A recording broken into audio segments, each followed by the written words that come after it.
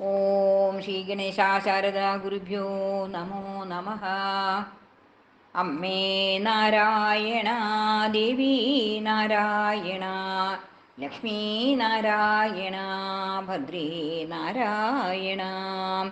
അമ്മേ നാരായണ, ദേവി നാരായണ, ലക്ഷ്മീ നാരായണ, ഭദ്രേ നാരായണ.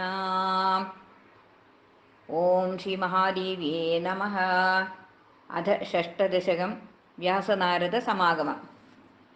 ത്വദ്ദിച്ഛയാ ദേവി പുലസ്ത്യവാചാ പരാശരാദ് വിഷ്ണുപുരാണകർത്തുഃ മുനേർഹരിർലോകഹിതായ ദീപാദ് യഥാ പ്രതിഭോജനി കൃഷ്ണനാമാം. വേദം ചതുർത്ഥാ വേദതഃ സ കൃഷ്ണ ദ്വാപായനോ വ്യാസ ഇതി പ്രസിദ്ധഃ.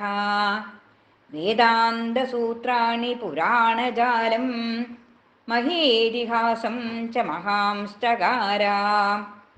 തപഃപ്രവൃത്തഃ കലവിംഗബോധം മാത്രാ സ സംലാളിതമാശ്രമാന്തേ.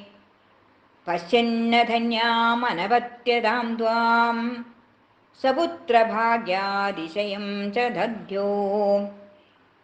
സത്പുത്രലാഭായ തപശ്ചികീർഷുഃ തീവ്രം മഹാമേരു സമീപമേത്യ. ആരാധനീയഃ കൈരിക്ഷണം സ ചിന്താതുരോ ലോകഗുരുസ്ഥിതോऽഭൂത്. ശ്രീനാരദസ്തത്ര സമാഗതസ്ത്വത് കൃപാകടാക്ഷാങ്കുരവന്മഹർഷിः. അർഘ്യാദിസംഭൂജിത ആസനാസ്തോ വ്യാസേന പൃഷ്ട പ്രഹസന്നിവാഹ. കിം ചിന്തയാ കൃഷ്ണ ഭജസ്വ ദേവീം കൃപാവരീ വാഞ്ചിതദാനദക്ഷാ. അഹേതുരേഷാ ഖലു സർവഹേതുർ നിരസ്തസാമ്യാതിശയാ നിരീഹ. സൈഷാ മഹാശക്തിരിതി പ്രസിദ്ധ യദാജ്ഞയാ ബ്രഹ്മരമേശരുദ്രാः. ബ്രഹ്മാണ്ഡസർഗസ്ഥിതിസംഹൃതിശ്ച കുർവന്തി കാലേന ച തേ സ്വതന്ത്രാः. യസ്യാശ്ച തേ ശക്തിഭിരേവ സർവകർമാണി കുർവന്തി സുരാസുരാഢ്യാः. മർത്യാ മൃഗാ കൃഷ്ണപദത്രിണശ്ച ശക്തിർവിധായാക ഇഹാവിധേയഃ. പ്രത്യക്ഷമുഖൈർന ച സാ പ്രമാണൈർജ്ഞേയാ തപോഭിः കഠിനൈർവ്രതൈശ്ച. ന വേദശാസ്ത്രാധ്യയനേന ചാപി ഭക്തൈവ ജാനാതി പുമാൻ മഹേഷിം.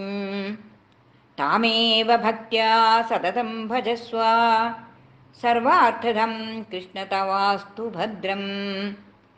ഇത്യൂചുഷീ ബ്രഹ്മസുതേ ഗതേ സാ വ്യാസസ്തപോർത്ഥം ഗിരിമാരുരോഹ. ഇഹാസ്മി പര്യാകുലചിത്തവൃത്തിർ ഗുരും ന പശ്യാമി മഹത്തമം ച.